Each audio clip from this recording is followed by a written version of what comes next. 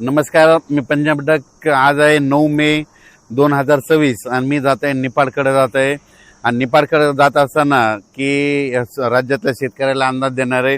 राज्यातल्या सर्व शेतकऱ्याला सांगू इच्छितो की आजपासून राज्यात कंप्लीट पाऊस यायला. आज आहे 9 मे 2026. कंप्लीट आजच्या 29 दिवसा पाऊस आला आहे, म्हणून हा अंदाज सर्व शेतकऱ्यांनी लक्षात घ्यायचा. शेतकऱ्याला विनंती आहे, तुम्ही तुमचे शेतीचे कामे करून घ्या. फक्त 29 दिवस पावसाला बाकी आहेत, म्हणून ही अंदाज लक्षात घ्यायचा. पण राज्यामध्ये काय झालं, आपण म्हटलं होतं ना 7-8-9च्या दरम्यान पाऊस पडेल, तर आज देखील आज 8 तारखेला आज 9 आणि उद्या 10 तारखेला राज्यातल्या जवळपास पूर्व विदर्भ आणि पश्चिम विदर्भासहित मराठवाडा आणि त्याच्यानंतर पश्चिम महाराष्ट्र आणि उत्तर महाराष्ट्रात देखील तुरळक ठिकाणी विखुरलेल्या स्वरूपात आणखीन 2 दिवस आज आणि उद्याचे दिवस पाऊस पडणार आहे, म्हणून हा अंदाज लक्षात घ्यायचा. आणि परत एक राज्यातल्या सर्व शेतकऱ्यांसाठी एक आनंदाची बातमी. राज्यामध्ये 15 तारखेच्या नंतर उन्हाचा पारा कमी होणार आहे, 40 अंशाच्या खाली पारा सरकणार आहे, म्हणून हा अंदाज लक्षात घ्यायचा. पण राज्यातल्या एक सर्व शेतकऱ्याला सांगू इच्छितो की राज्यामध्ये 14 मे पासून ते 25 मे पर्यंत दररोज वेगवेगळ्या भागात मान्सून पूर्व मोसमी पावसाळ्यासारखा पाऊस दररोज 2-2 दिवस वेगवेगळ्या भागात मुक्काम करत पडत जाणार आहे, म्हणून हा अंदाज शेतकऱ्यांना लक्षात घ्यायचा. म्हणजे सांगायचं झालं तर ऊस ज्यांचा ऊस सुकत आहे, ज्यांचे ऊस शेतकरी आहे त्यांच्यासाठी आनंदाची बातमी.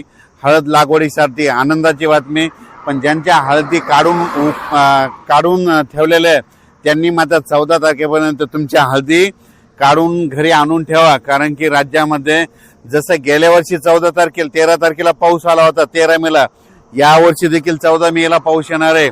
आणि हे पाऊस कंटिन्यू मे महिन्यात आता मध्ये 14 पासून तर 30 मे पर्यंत दररोज वेगवेगळ्या भागात दररोज भाग बदलत, कधी पूर्व विदर्भ, कधी पश्चिम विदर्भ, 2 दिवस पश्चिम महाराष्ट्र, 2 दिवस विदर्भ, असं वेगवेगळा मराठवाडा, असं करत 30 मे पर्यंत दररोज विखुरलेल्या स्वरूपाचा पाऊस पडणार आहे. आणि शेतामध्ये पाणी देखील साचणार आहे. असा त्यामध्ये मेच्या 15 दिवसामध्ये म्हणजे 14 मे ते 30 मेच्या दरम्यान दररोज विखुरलेल्या स्वरूपाचा वेगवेगळ्या भागात पाऊस पडणार आहे, म्हणून हा अंदाज सर्व शेतकऱ्यांना लक्षात द्यायचा. शेतकऱ्याला विनंती, तुम्ही काय करा, शेतीचे कामे करून घ्या. कारण की तुम्हाला जर अवकाळी एकदा पाऊस सुरू झाला तर तुम्हाला कामा आटपायला उशीर जाईल, म्हणून हे लक्षात द्यायचं. आणि सगळ्यात महत्वाची एक शेतकऱ्यासाठी आनंदाची बातमी, 17 मेला आपला मान्सून अंदमान बेटावर येणार दस्तक देणार आहे, म्हणून हा अंदाज लक्षात घ्यायचा.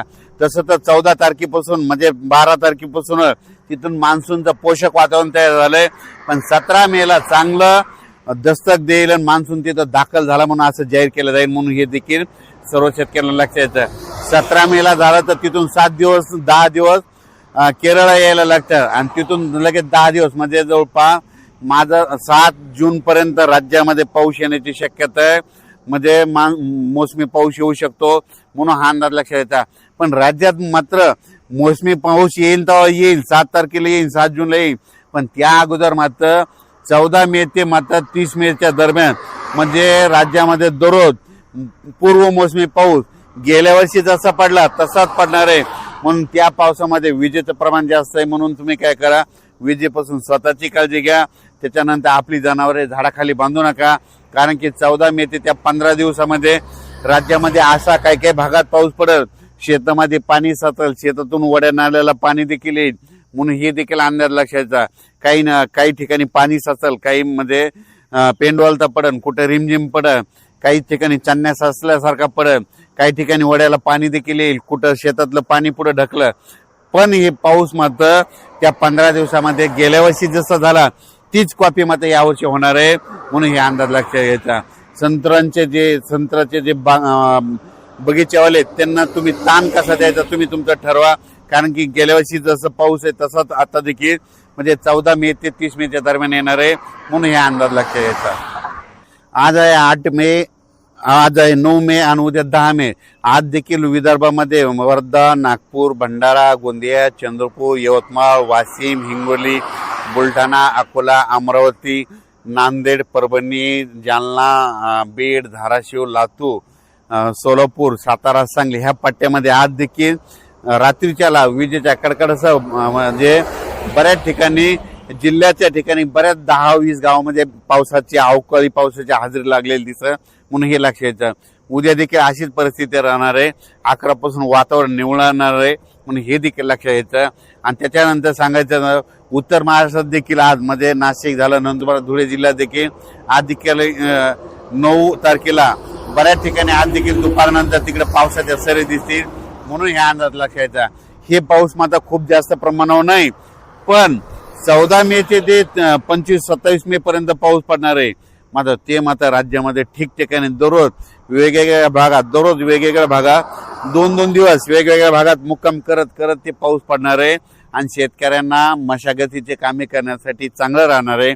आणि जर ज्या ठिकाणी जास्त पाऊस पडला तर एकदा तणाचा उल्पा देखील निघतं, म्हणून शेतकऱ्यासाठी मशागतीसाठी पाऊस चांगला राहणार आहे. ऊस शेतकऱ्याला ज्यांना पाणी कमी पडायला त्याच्यासाठी चांगला राहणार आहे.